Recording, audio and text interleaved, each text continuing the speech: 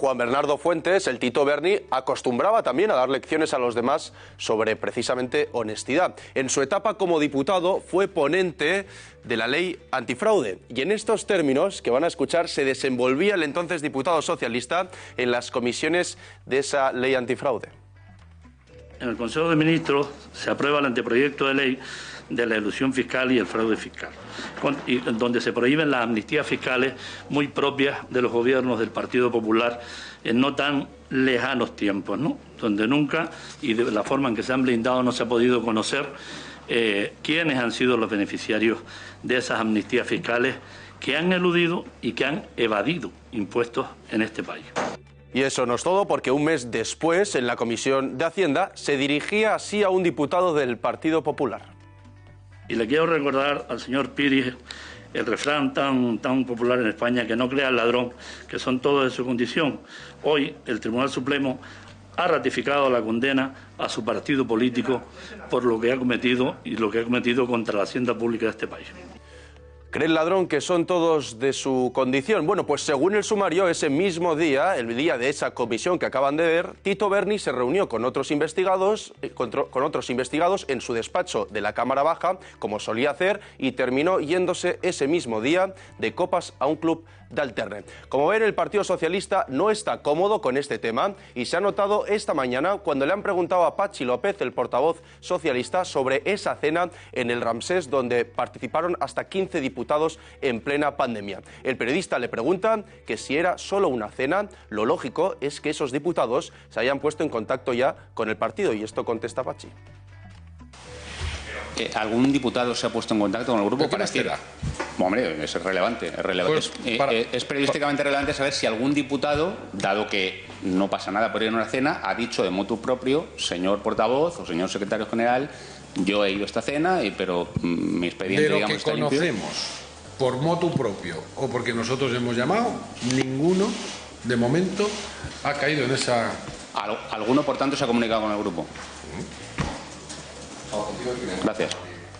Ya lo ves, Antonio, bastante tensión. ¿Qué más te da? Llega a decir Patxi López. Nervios, como ven, en un partido que dice estar examinándolo todo, pero que no da más explicaciones y que llegó al poder precisamente con la bandera, recordarán, de la tolerancia cero a la corrupción. Así lo explicó Pedro Sánchez en aquella moción de censura lejana ya de 2018. La sentencia de la Audiencia Nacional, hecha pública el pasado 24 de mayo, sobre el caso Gürtel, y más aún la ausencia de respuesta del Poder Ejecutivo, que pretende ponerse de perfil de nuevo, una vez más, ante la gravedad de los hechos que han sido ya probados por parte de la justicia, no admitiría, como he dicho antes, más salida que la dimisión inmediata del presidente del Gobierno en cualquier democracia equiparable a la nuestra. Bueno, la corrupción va por barrios, transversal, y ahora, señor Sánchez, tiene usted que lidiar con lo que ha pasado en su partido o con algunos diputados de su partido, al menos uno que ya está ahí, Antonio, implicado. Dime. No, que decía este Curbelo, el Tito Berni, que en la amnistía fiscal no se conocía todo, fue publicado absolutamente.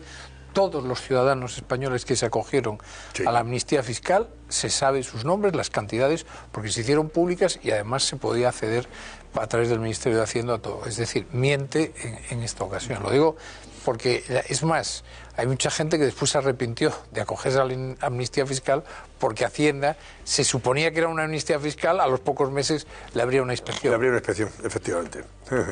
Porque no era tan amnistía. Voy a saludar a Pablo Rodríguez, que es presidente del Grupo Parlamentario de Coalición Canaria en el Parlamento de Canarias. Don Pablo Rodríguez, buenas noches. Muy buenas noches. Bueno, usted ha estado hoy en la sesión plenaria, ahí donde se ha debatido sobre el estado de las Islas Canarias, ¿no? La situación en las islas. Le han preguntado al presidente de Canarias, a Víctor Torres, Ángel Víctor Torres, sobre este escándalo.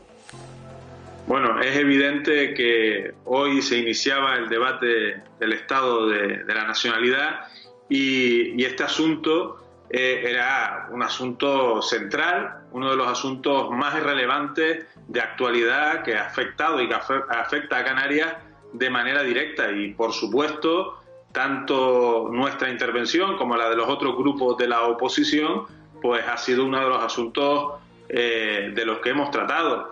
Y tengo que decir que el presidente Ángel Víctor Torres sus explicaciones han sido absolutamente insuficientes. Es más, parece que le molesta que hablemos de este caso, que en fin, que es público, y no solo eso, sino que incluso se atreve a decir que la oposición no tiene que utilizar esto de manera política, cuando precisamente el Partido Socialista se ha caracterizado a lo largo de los últimos años por utilizar la justicia, los casos de corrupción, pues para todo, desde una moción de censura, como acaban de recordar ustedes, hasta, en fin, aquí en Canarias han hecho campañas con denuncias incluso de miembros del Partido Socialista contra adversarios políticos para tratar de sacarlos de la contienda electoral. Y ellos mismos ahora pues se echan las manos a la cabeza y un poco que pactemos entre todos que de esto no se hable, ¿no? Que esto lo trate la justicia de manera muy sigilosa y que no tenga repercusión política. Y evidentemente lo que le hemos dicho es que hay responsabilidades políticas. Es decir, al director general de Ganadería, sobrino del exdiputado Fuentes, lo nombra Ángel Víctor Torres. Al exdiputado Fuentes lo coloca en una lista electoral al Congreso de los Diputados Ángel Víctor Torres, es decir, el secretario general del Partido Socialista en Canarias. Y lo vuelven a nombrar a su sobrino, al director general de Ganadería, después de haberlo cesado, lo vuelven a nombrar para candidato a un municipio de Fuerteventura para estas elecciones municipales. Es decir, son responsables políticos de sus nombramientos y de que estos personajes camparan a sus anchas por instituciones del Partido Socialista, como está quedando absolutamente acreditado y que, insisto, da vergüenza absolutamente y bochorno. Le voy a preguntar, señor Rodríguez, porque el portavoz de su partido de Coalición Canaria, José Miguel Barragán, precisamente le ha preguntado al presidente, a Ángel Víctor Torres, le ha dicho, antes del cese del director general de Ganadería, en referencia a Taisez Fuentes, si no recuerdo mal, ¿no? Correcto. ¿Vio usted un vídeo donde se le veía en una situación comprometida? ¿A qué vídeo se refieren? Bueno, efectivamente, piensen ustedes, ahora estamos conociendo el sumario, ¿no? Sí. Todo el sumario, además, con bastante detalle. Pero piensen que hace un año, sin venir casi a cuento, el presidente del gobierno, Ángel Víctor Torres, secretario general del Partido Socialista en Canarias, cesa al director general de Ganadería. Y dice que lo cesa por unas declaraciones que hizo en los medios. En fin, algo que parece absolutamente insignificante. Lo que nos preguntamos todos hoy es si realmente lo cesó por eso o lo cesó porque ya le había llegado información de lo que estaba sucediendo. E incluso se ha deslizado en algunos medios de comunicación, incluso el propio llamado mediador lo ha ido contando por ahí, que Ángel Víctor Torres fue informado previamente de esta situación, en fin, de lo que estaba sucediendo en su propio gobierno, insisto, de manera clara. Piensen que el mediador, que es un personaje también singular, que no tenía ningún cargo en el gobierno, él mismo ha dicho que tenía despacho en la propia Consejería de Agricultura. Es decir, es todo de en fin, cada vez que conocemos algo es peor y demuestra qué tipo de personas estaban al frente o estaban al frente de las instituciones y que podían actuar a su libre albedrío. Desde luego las declaraciones del mediador efectivamente comprometen al actual presidente, a Víctor Torres, en la medida en que él dice que acredita con sus palabras que efectivamente conocía el presidente estas actividades o algunas de esas actividades y lo que pasaba en la Consejería de Agricultura. ¿Qué otras consejerías pudieron estar implicadas en toda esta trama, donde se podrían haber intentado vender favores a empresarios locales o también de la península para conseguir subvenciones o para conseguir contratos públicos de Canarias? Bueno, de momento nosotros no hemos tenido la posibilidad de acceder a los 7 tomos de todo el sumario, pero sí parece que todo se concentraba principalmente en esa consejería de sector primario, es decir, de agricultura, y con esa figura relevante del director general de Ganadería. Un dato que también es bastante significativo es que el director de ganadería, en ese momento en lo que pasa todo esto, era el sobrino del exdiputado Fuentes. Pero es que antes de ser el anterior director general era el propio diputado Fuentes antes de ser diputado. Es decir, que un poco esa dirección general se heredó de tío a sobrino como si fuese una herencia familiar.